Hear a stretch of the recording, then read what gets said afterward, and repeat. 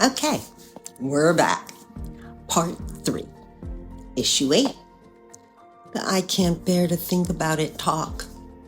Devastating illness, death, and divorce can throw anyone a curveball, especially if you're unprepared. So you gotta talk about it. And most likely you gotta paper it legally. Let's talk about those nasty, I can't bear to think about it health things. You're in a coma. One of you develops dementia, or heaven forbid, one of you ends up on life support due to a car or other accident. These things do happen. Not talking about them or not planning for them does not cause them to happen any less or lower your chances. Talk about it. Who would manage finances or medical decisions if one partner couldn't? Do you need to create a will, healthcare proxy, and power of attorney? Do one of you want a DNR, just like you see in the movies and on TV? Will you simply put each other in all positions of trust? Executor, trustee, agent? Who would be the secondary if that person couldn't? Who would you want to be the guardian for your children if something happened to both of you? Death and taxes. Death will come, and more often than not at the same time. How are you two today going to take care of that survivor? What happens to your joint assets or home if one of you dies first? You know, most of us plan for retirement. When my daddy died at age 67, we were thrown for a loop. What do you do when death of one of you comes first? Do you stay in the big house? Move in with one of the kids? Suppose you're still young and vibrant. What then? Then comes divorce. We don't want to think about it, but forgetting about it won't stop it. We'll just make both of you very unprepared for what happens next. We tell couples when you're now so in love is the best time to plan for your divorce. Why? Because you won't be trying to get back at one another or get over each other. You'll really think about what the two of you will need to go fairly forward in your lives. You know, this is why states like New Jersey have no-fault divorces and don't consider cheating as part of the equation when deciding to award spousal support. Do you know why? Because the courts see that there's two sides to every story, and they just don't want to get involved. So talk about what happens if you guys divorce. Next year, 5 years from now, maybe when you have young children, or 20 years from now when most of your children are all grown, or when you've lived most of your lives together. What would you today provide for these two people? Reach a decision and put it on a prenup. How would you want to handle property division and support? Who will get to live in the marital home? Would it matter if you guys have kids? Who gets to keep the family dog? Issue number 9, children. The conversation you cannot skip. Do we want kids? How many? When? And once they exist, what does life look like? Look, the last thing you want to find out after you're married is that your partner doesn't want children when you do.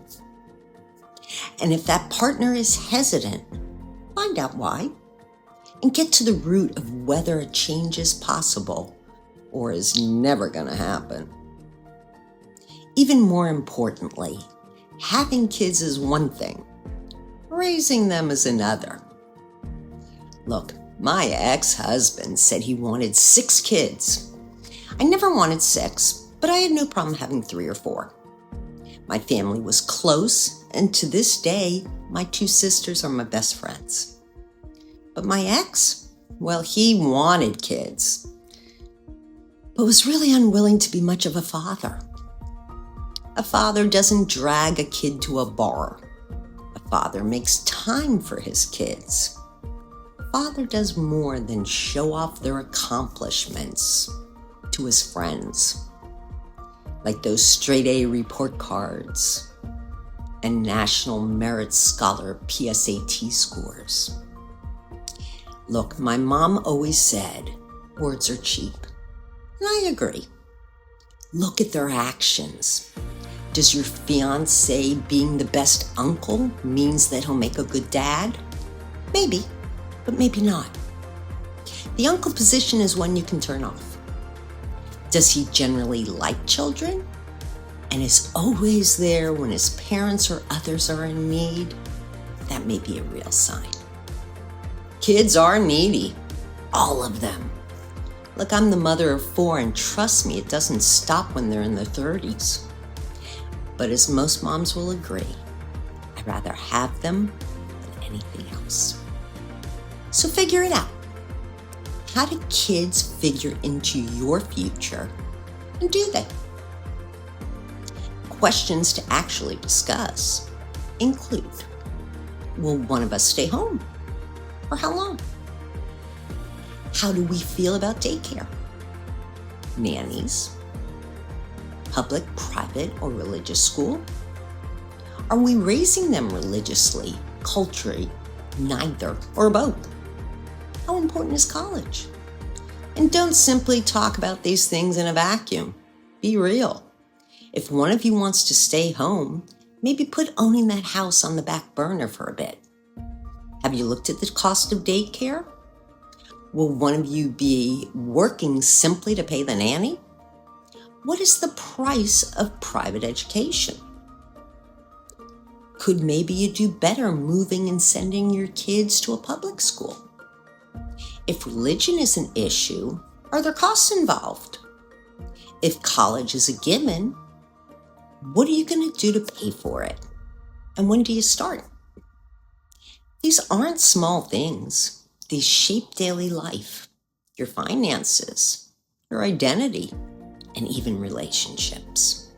Talk now, not later. Later is when resentment grows. Now, prenups can't cover a lot of things when it comes to kids, and only a lawyer can help you with what other things can be validly put in a prenup and what can't. Yet, depending what you have in it, it's common to have clauses regarding what happens with income if one party takes time off to raise their kids. So remember that one. Issue 10. Let's talk about prenups. Don't turn it off. Now that you've had the talk, you've covered money habits, lifestyle goals, future plans, emergencies, maybe even kids.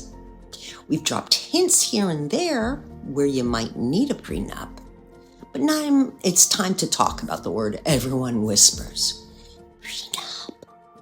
Here's the truth.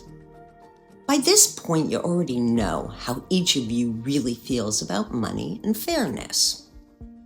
Is it what's yours is yours and what's mine is mine? Or we share everything? Or maybe something in between? If what you both want is different from what the state law would give you, or you want these promises to actually be enforceable, then yes, you need a prenup. The difference between you and most couples? You've already had the conversations, the hard ones. So this won't be awkward, it'll be smart. You know what works for you, and a prenup just puts that in writing. A prenup protects both of you. It protects most of the ugliest fights I see. It brings clarity, fairness, and peace. And if any of these apply to you, you're keeping income separate. One of you owns a home. You have a business. You have children from another relationship. And a prenup isn't optional. It's essential. Because a prenup isn't about planning for failure. It's not about planning for divorce. It's about planning for fairness. Issue 11, how to bring up the talk without starting a fight. So now you're thinking, okay, Shari, this all makes sense, but how do I actually say it without turning date night into World War III? How do I talk about such serious stuff? It's just so not us. Start simple. Don't make it an interrogation. Make it a conversation. You can say something like, hey, I watched this lawyer chick from Bridelawyer talk about how couples forget to plan the financial side of marriage. Want to grab a glass of wine and go through the list she gave? And we do give a list at the end of this that you can go get. That's it. You're not accusing, you're inviting. Keep the tone light, but remember, before you guys get married, you really need to know these things. Look, this is really a till death do us part deal. Don't think if it doesn't work out, we'll just get divorced, because neither of you will come out unscathed. So really learn about your partner. See where you differ and where you can come together. Your marriage depends on it. And if things get uncomfortable, well, good. That means you're hitting real topics. Every couple that lasts learns how to talk about hard things before they become big things. The key is to listen, not lecture. You're not trying to win an argument. You're building a plan. So take breaks if it gets tense. Come back to it later. Do a little more next week. And remember, every honest question you answer now is one less fight you'll have later. At Bridelawyer, we say this all the time. The strongest couples are not the ones who never argue. They're the ones who talk through it. They plan through it, and they laugh through it. So grab that glass of wine, have the talk. Because marriage is built on love, but it runs on communication. The bottom line, couples don't break up because of money. They break up because they never aligned their expectations around money. You don't stay together by accident. You stay together by communicating on purpose. So have the talk. And if you want help, having that conversation, understanding your legal rights, or drafting a prenup that reflects your actual relationship, and you're in New York and New Jersey, it's the very reason we created Bridelawyer.com. We're here to keep your wedding joyful and your marriage strong. I'm Shari Rivkind. Thank you for watching. We'll talk soon. Because couples don't fall apart because they stop loving each other. They fall apart because they never talked about how they were actually going to build a life.